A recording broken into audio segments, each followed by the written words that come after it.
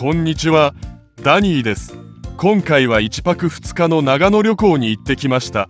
まずは1日目の様子をお届けします。旅のスタートは11月16日、土曜日の早朝。なんと千葉から松本まで直通で行ける特急電車が1日1本だけ運行していると聞き、その電車に乗って旅してみることにしました。今回乗車するのは特急あずさ号。千葉駅を6時38分に出発します。乗車時間は約3時間半。朝早い出発ですが、電車の旅ならではのゆったりとした時間が楽しみです。千葉を出ると錦糸町を経て、総武線から中央線の線路に切り替わります。この移り変わりも鉄道好きにはちょっとした楽しみの一つですよね。車窓から見える景色が徐々に都会から山々へと変わっていくのを眺めながら、あっという間に目的地の茅野駅に到着です。ここ茅野駅は長野県茅野市にある観光の拠点となる駅。白樺湖や立科高原、車山高原など多くの観光スポットへの玄関口となっています。到着後はまず西口にあるアルピコ交通バスカウンターでバスの乗車券を購入。今回向かうのは北八ヶ岳ロープウェイ行きのバスです。バスは2番乗り場から出発します。ここから目的地まで約30分の道のりです。バスで揺られること30分。プール平というバス停で下車しました。ここから徒歩で立科大滝を目指します。最初は郵便局の裏手を通る静かな道。紅葉の見頃は少し過ぎていましたが、色づいた木々がまだちらほら残っていて、歩いているだけで癒されます。歩いていくと次第に道の雰囲気が変わり、足元が滑りやすくなってきました。苔むした原生林の中を進むと、落石注意の看板やかつて大きな石が落ちてきたと思われる跡を見つけました。こんな大きな石が落ちてきたらひとたまりもありませんよね。足元にも注意しながら進みます。さらに奥へ進むと苔むした原生林が広がり、神秘的な雰囲気にどこか冒険心をくすぐられる道です。そしてようやく澄んだ水の流れる川が見えてきました。ここまで来ると目的地の立科大滝はもうすぐです。ついに立科大滝に到着。高さ25メートル、幅10メートルの滝は規模こそ大きくはありませんが、観光客が少なく静かな時間を過ごすのに最適な場所です。滝の音と美しい景色に癒され、しばしの間自然の中でリフレッシュしました。滝を楽しんだ後は来た道を戻ります。帰りは上り坂が多く、行きよりも体力を使いましたが、なんとかバス停に到着。再び茅野駅へ向かいます。お昼ご飯は信州名物のそばを食べようと、そばの里へ。駅から徒歩10分ほどの場所にある人気店です。しかしここでハプニングが。行列ができており、入店までに時間がかかりました。やっとのことで入店できましたが、料理が来るまでにも時間がかかり、次の予定が気になり始めました。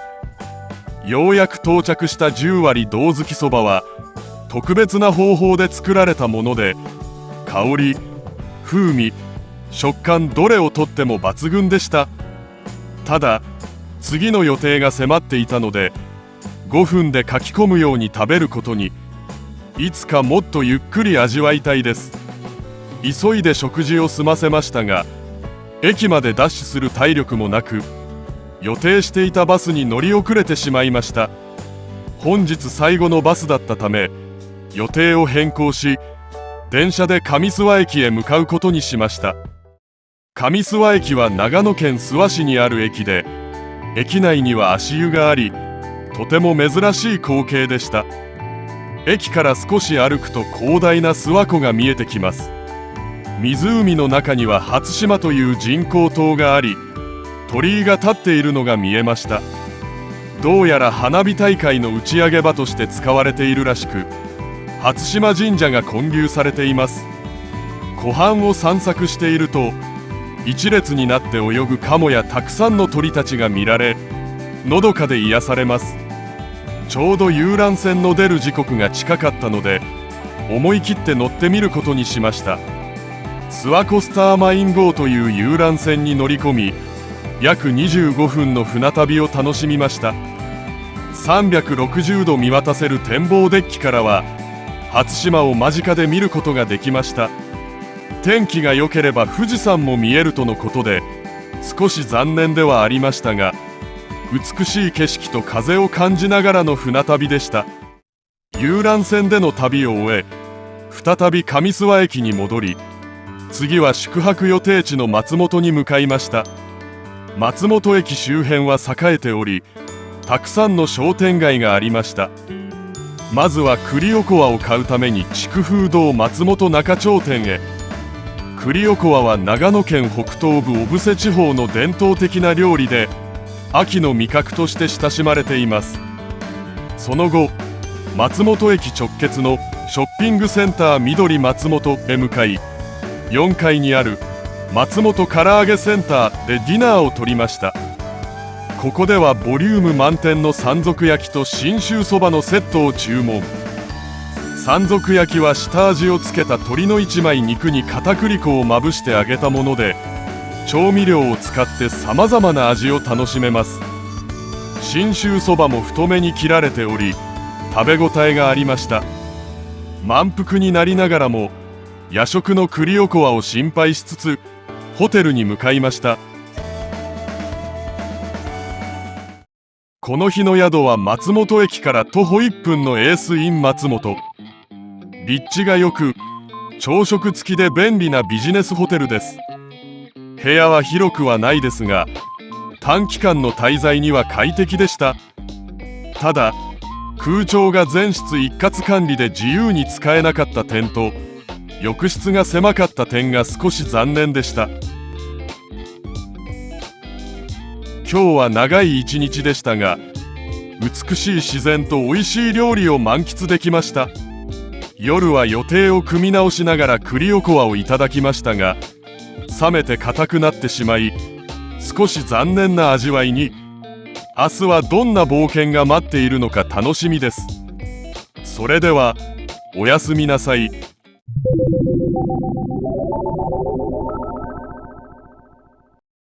おはようございます。長野旅行2日目、11月17日日曜日の様子をご紹介します。それでは早速スタート。朝一で宿泊していたエースイン松本をチェックアウトし、まず向かったのは松本市の象徴ともいえる松本城です。松本城はその美しい姿から烏城とも呼ばれ、国宝にも指定されています。現存する天守があるお城は全国でも12だけで、50の天守を持つのは松本城と姫路城だけ。とても貴重なお城ですね。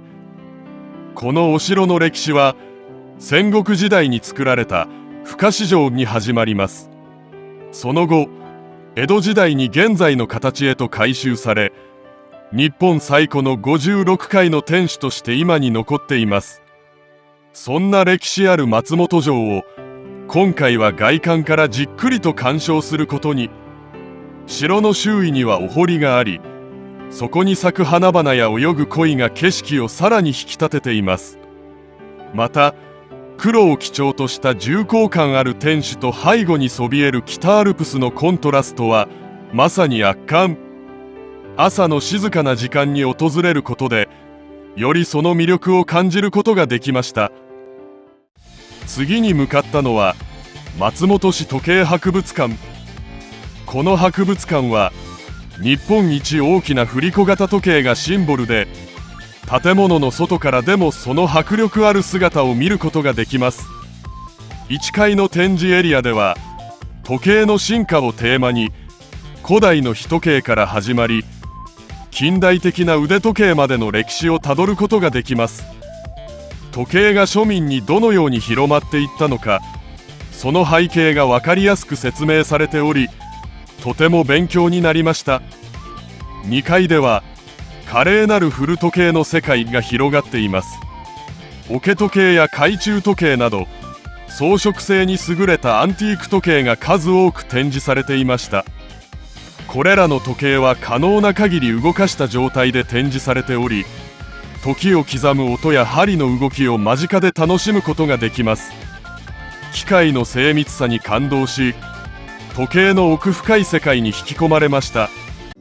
時計博物館を後にして、次はコーヒーマルモというレトロな喫茶店に向かいました。このお店は昔ながらの昭和の雰囲気が漂う空間で、店内にはアンティーク調の家具や絵画が飾られています。まるでタイムスリップしたかのような感覚を味わえます。注文したのはモンブランとアイスミルク。長野県小布施町は栗の里として有名ですが、今回は時間の都合で訪れることができなかったので、ここで栗スイーツを楽しむことにしました。モンブランは栗の風味がしっかり感じられる濃厚な味わいで、口の中でほろりと溶ける優しい食感。アイスミルクとの相性も抜群で、何度でも食べたくなる一品でした。喧騒から離れた静かな空間でゆったりとした時間を過ごすことができました。次に訪れたのは信州味噌の老舗石井味噌です。信州味噌は日本全国で生産される味噌の約5割を占めると言われ、米麹と大豆を使った風味豊かな味噌が特徴です。ここ石井味噌では昔ながらの天然醸造法を用いた味噌作りが行われています。館内では巨大な木桶で味噌が熟成されている様子を見学することができます。ランチに味噌を使った料理を楽しみたかったのですが、団体客の対応で忙しいらしく、食事はかなわず、少し残念でしたが、代わりに味噌のソフトクリームをいただきました。濃厚な味噌の香りとミルクの甘さが絶妙にマッチして、意外性のある美味しさでした。その後、昨日行けなかった御社会家へ向かうため、再び茅野駅へ。バスに揺られて35分。目的地の明治温泉入り口で下車すると、すぐ近くに池が見えてきます。御社会家はその静かな水面に山の景色が逆さに映り込み、絵画のような幻想的な風景を作り出しています。池の周囲は唐松林に囲まれており、四季折々に異なる表情を見せてくれるのだとか。実はこの池、農業用のため池として昭和の初めに人工的に作られたもの。それでもこの美しい景観には驚かされました。晴天のおかげで昨日来られなかった悔しさも吹き飛ぶような感動を味わうことができました。旅もいよいよ終盤です。茅野駅から松本駅へ戻り、駅周辺でお土産を購入しました。長野名産の栗を使ったスイーツや特産品がたくさん並んでおり、どれを選ぶか迷うほど。そして最後に松本駅から1日1本だけ運行される特急あずさ号千葉行きに乗車。千葉までの長い道のりを窓から見える美しい風景を楽しみながら帰りました。列車の揺れとともに旅の余韻に浸るひとときは格別です。こうして1泊2日の長野旅行は幕を閉じました。自然や文化、グルメを満喫した濃密な2日間。反省点もありましたが、それも含めて旅の良い思い出になりました。最後までご覧いただきありがとうございました。また次回の旅でお会いしましょう。よかったらチャンネル登録、高評価よろしくお願いします。